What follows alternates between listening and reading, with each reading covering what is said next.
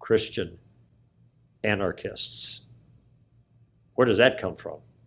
I don't get it. The Anarcho-Christian Podcast, evaluating the relationship between the Christian and the state. Give us a king to rule us when you're gone. His life's work had been to help the people understand it's not the role of a man to rule over other men.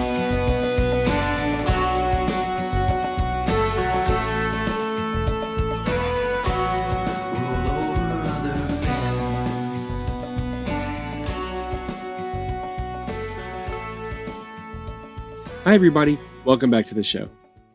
All right. We haven't had a general episode on anarchism and Christianity in a while, and with a lot of new listeners, I thought this might be a good time to go over some of these basic concepts that explain how anarchy is compatible with Christianity.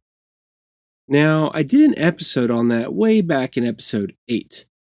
I won't go over all of it again because even if I'd adjust a few nuances, I still stand by that episode, and wouldn't want to just do it all over again, for all of you that have heard it before. But I ran across a video on YouTube that will touch on a lot of this stuff. It's a little bit older of a video from Greg Koukl and his apologetic organization called Stand to Reason. In 2014, they uploaded a video titled, "How Do You Engage in Conversation with a Christian Anarchist?" Even though it's an older video, I actually hadn't seen it until kind of recently. But with all that said, it's going to give us a good place to address some common issues with Christian anarchism and not seem like a rehash of stuff that we've already heard before. But before I begin, let's do the usual disclaimer. This is in no way an attack on Greg Koukl or Stand to Reason. I actually have a lot of respect for him and the work he does, and would generally encourage people to use his resources for learning apologetics. Whether you're wanting to learn for yourself or learn good ways to engage with skeptics, which is the common theme for Greg. His most popular book is called Tactics, and it's not a traditional apologetics book, as it focuses on how to communicate and how to initiate the conversations and truths when defending the faith. But to give you more information on Greg, let's just go straight to his biographical information from his organization, Stand to Reason. Greg founded Stand to Reason in 1993 and currently serves as president of Stand to Reason. He has spoken on more than 70 college and university campuses, both in the US and abroad, and has hosted his own call-in radio show for 27 years, advocating for Christianity worth thinking about. He has debated atheist Michael Shermer on national radio and Deepak Chopra on national television. An award-winning writer and best-selling author, Greg has written 7 books including The Story of Reality, How the World Began, How It Ends, and Everything Important That Happens in Between, Tactics, A Game Plan for Discussing Your Christian Convictions, and Relativism, Feet Firmly Planted in Midair. Greg has been featured on Focus on the Family Radio and has been interviewed for CBN and the BBC. He's been quoted in Christianity Today, the US News and World Report, and the LA Times. Greg received his master's in philosophy of religion and ethics at Talbot School of Theology, graduating with high honors, and his master's in Christian apologetics with honors from Simon Greenleaf University. He is an adjunct professor in Christian apologetics at Biola University. So with all that, even if you're not familiar with Greg, his book Tactics, or the organization Stand to Reason, we see that this video is presented by someone that is well educated and well regarded. I just want to make that clear because I don't want to waste your time with any old video argument, and I want you to know that. Okay, let's get into this critique from Greg. I thought of the different ways we could go over this video, but I thought I could just start playing it and address any issues I hear as we listen. We will listen to it in its entirety, which is just under 5 minutes, and maybe add some other general thoughts to the end. So here we go.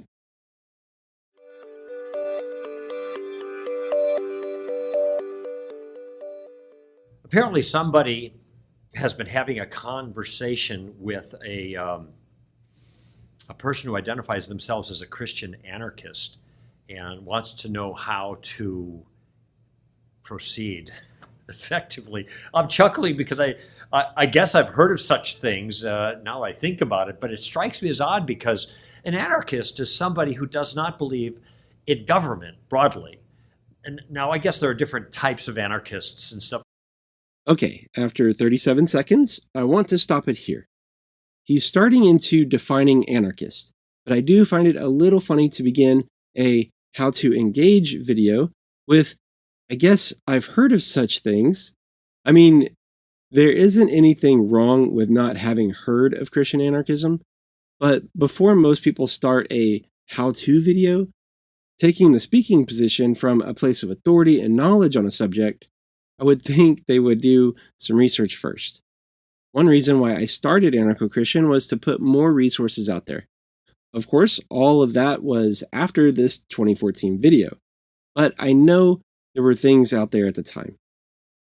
Like I've said in the past, Christian anarchism isn't as popular as things like Christian nationalism, but it isn't a new concept at all. But let's continue. Now, I guess there are different types of anarchists and stuff, and I don't know exactly the nature of this particular anarchist, but just taking the notion at face value, doesn't it strike you as somewhat oxymoronic, like contradiction in terms, to have a Christian anarchist? Hey, hold up. You can't do that. That is a diss. I ain't no oxymoron, all right? Okay, this is a common objection. Christian anarchism is perceived as an oxymoron, and as he clarifies, a contradiction in terms. And yes, that is the Merriam-Webster dictionary definition. The dictionary defines it as a combination of contradictory or incongruous words, such as cruel kindness. Now, let's hear him explain how Christianity is contradictory to anarchy, and then we can address this objection.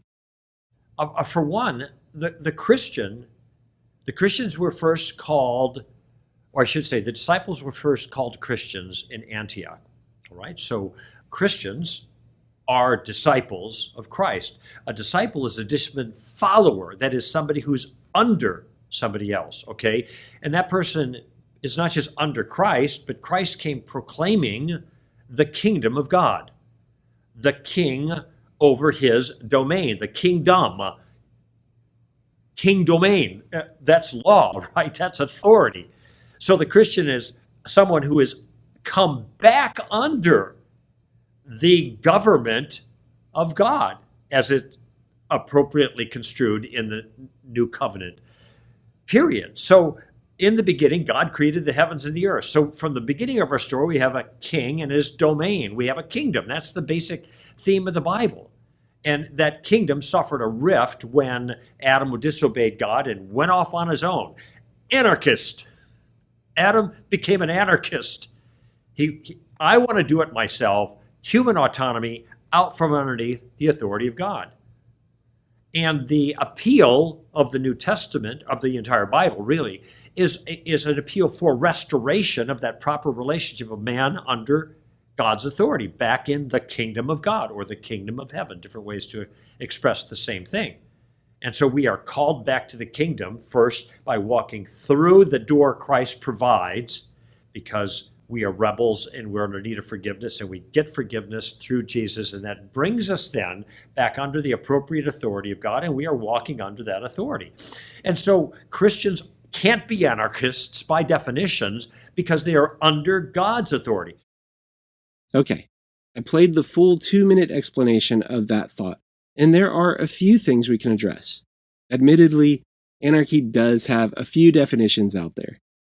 One of my favorite clarifications comes from a letter J.R.R. Tolkien wrote to his son, in which he says, "My political opinions lean more and more to anarchy, philosophically understood, meaning abolition of control, not whiskered men with bombs." There are some fantastic observations from Tolkien in this letter, and I will link to the republishing of it as well as the episode going over it. So Greg is showing his definitions to be in line with a lot of anarcho-communist types, which can be summed up as anti-hierarchical. I think Google has a good concise definition of hierarchy, a system of organization in which people or groups are ranked one above the other according to status or authority. This isn't a very good way to look at anarchism, and it's a conversation I find myself having with the ANCOM types. So the term anarchy is made up of two Greek root words, an, meaning without, and archos, meaning ruler. This is why we need to be very careful how we define things, and then assume other qualities about that term. Anarchy just means no ruler, and specifically the ruler is someone that will exercise governance, control, or sovereignty over another person or persons. The reason why we shouldn't read hierarchy into this is because hierarchies do not necessarily imply a ruler. This ruler claims control over another individual. And I know there are a million ways we could imagine representative government. We all know that this authority can and usually includes the perceived authority of that ruler to initiate violence over those under their rule. Coercive taxation and victimless crimes are the easiest examples of this. State licenses, drug and alcohol use are the common examples of victimless crimes. These are crimes where there are no victims. Yet, you can be thrown into a cage or even killed for violating. This sort of thing is inherent to a ruler, even though they will vary, but they are not inherent to a hierarchy. For example, if you have a group of individuals that have voluntarily gathered together and looked to a certain individual to make certain decisions based on their experience, they have created and participated in a hierarchy. And there wasn't a ruler.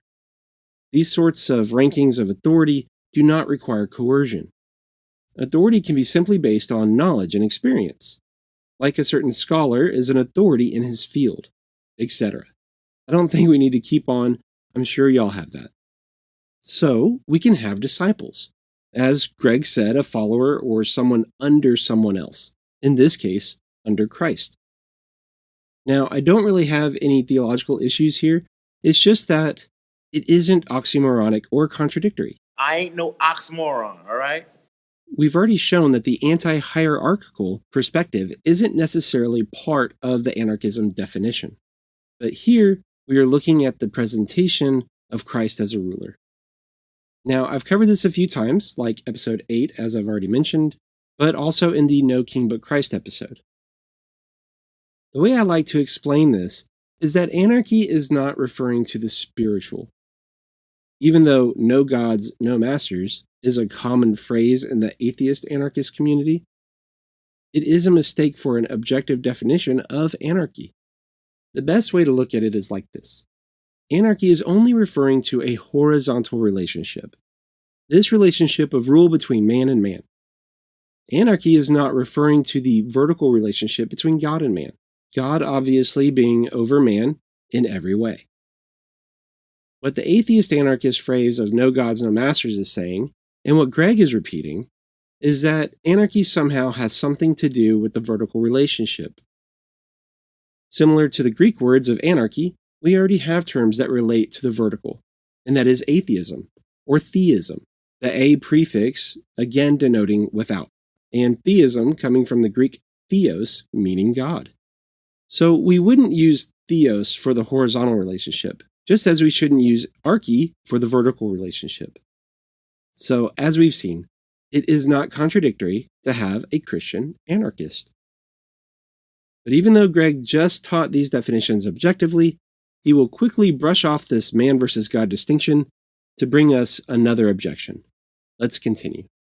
But somebody might say, yes, but that's God's authority, not man's authority. And so man's authority is expressed in governments, and so I don't have to obey those governments. I can be kind of on my own or whatever. And I say, wait a minute, where did government come from?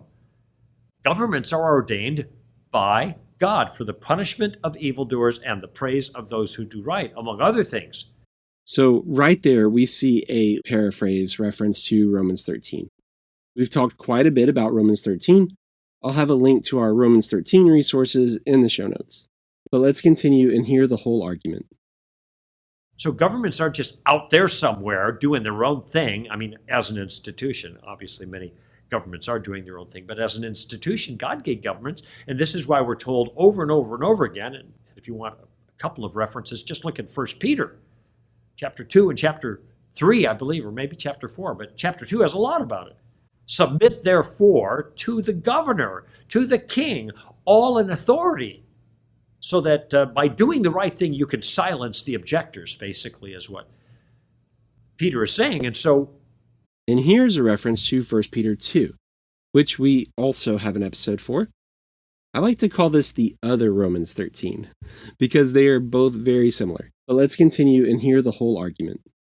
And so the nature of Christianity is to be under authority, first under God's authority, and then those authorities that he has ordained, like government, like parents, like pastors. That's also, by the way, in 1 Peter chapter 5. So as usual, we are dealing with presumptions people have about the text. First, this idea that God ordaining government necessarily means that the government is somehow godly or righteous, which really presents a conflict when someone that has this assumption has to wrestle with the simultaneous observation that not all governments are good. In our No King But Christ episode, I go further into a biblical understanding of God setting up and using wicked rulers to further his plans for his people. The second assumption is that being subject to either Romans 13 or 1 Peter 2 means some sort of allegiance or approval of that government.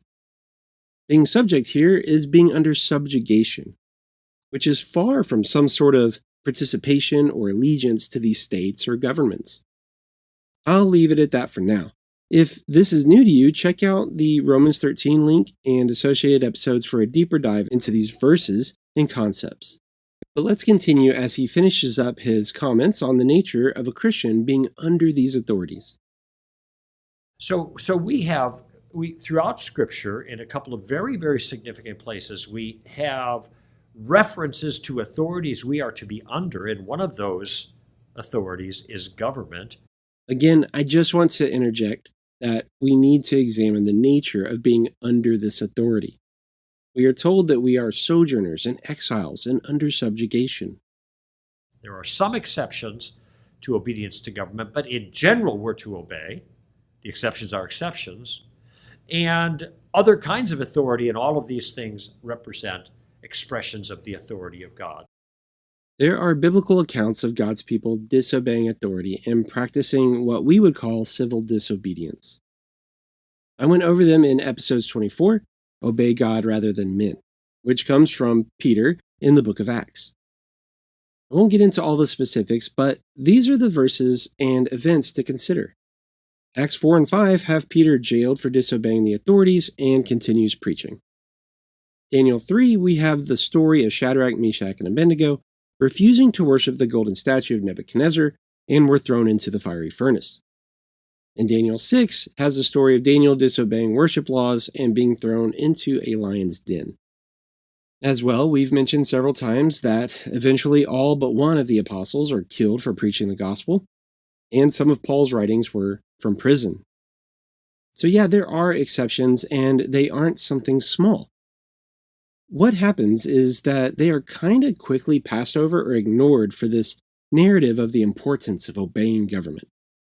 And I'm not saying to ignore Romans 13 or 1 Peter 2. They just need to be rightly understood, and we should look at all of this together as a whole instead of focusing so much on this authority and kind of quickly skipping over these events where authority is disobeyed. But let's go ahead and finish this up with his closing comment that kind of gets back to the first criticism. So, whence Christian anarchists? Where does that come from? I don't get it.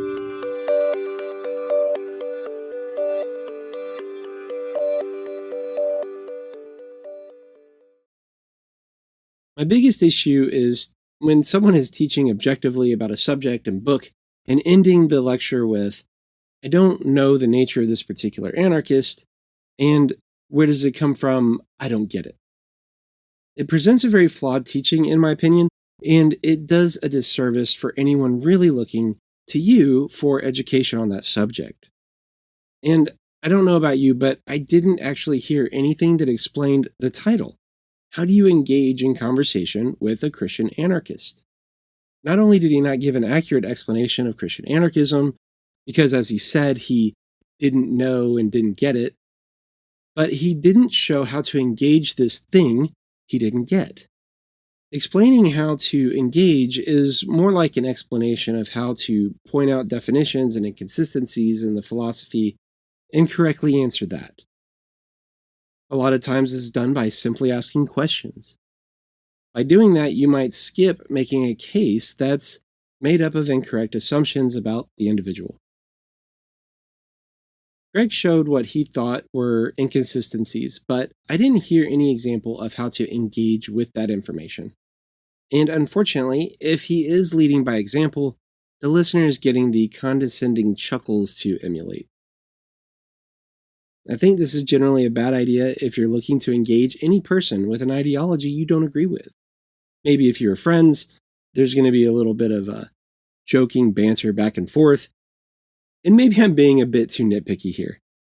I do think it's more likely a simple mistake of an inaccurate title. But it is inaccurate nonetheless. So I hope you like that explanation of Greg's objections. I chose this video because these are some common objections that you will hear from both Christians and non-theist anarchists. Hopefully you can use this episode, or the other episodes mentioned, to help you answer these objections when you encounter them. I'll have links to Greg Koukl's original video, as well as his book, because I do recommend it as a great resource, and links to all the other episodes in the show notes. Don't forget to subscribe to the Anarcho-Christian podcast on whatever podcatcher you're using. If you're not sure where to find us, visit anarchochristian.com/subscribe. There you'll find links to subscribe to the podcast on iTunes, Stitcher, Android, Google Play, Spotify, and YouTube. If you're enjoying the podcast, please consider letting us know by leaving a 5-star rating and review on iTunes, or wherever you catch the episodes. Also, like and share the episode on Facebook or the other social media sites. You can support the show with a monthly donation through Patreon or Subscribestar, or a one-time donation through PayPal. You can visit us on those sites, or you can visit the Support the Show tab on anarchochristian.com. That will take you to a page where you'll find links to Patreon, Subscribestar, and PayPal. Thank you, Tyler, for being our newest patron. I really appreciate your support.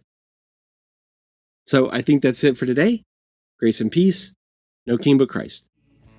He cried out to God, won't you help them to believe? This power is illusion, the need to rule is greed. Your love and your light is really all they need.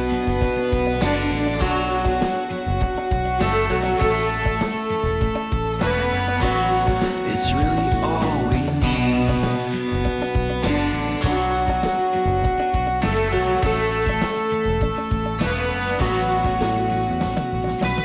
Thank you for listening to the Anarcho-Christian Podcast. Subscribe to our email notifications at anarchochristian.com, like us on facebook.com/anarchochristian, and follow us on Twitter at anarchoxp.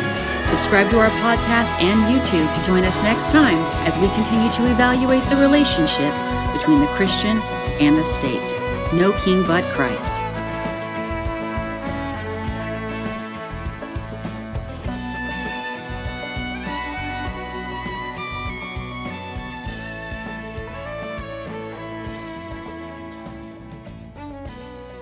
God said there's a season for every single thing. The people Christian anarchists. Where does that come from? I don't get it.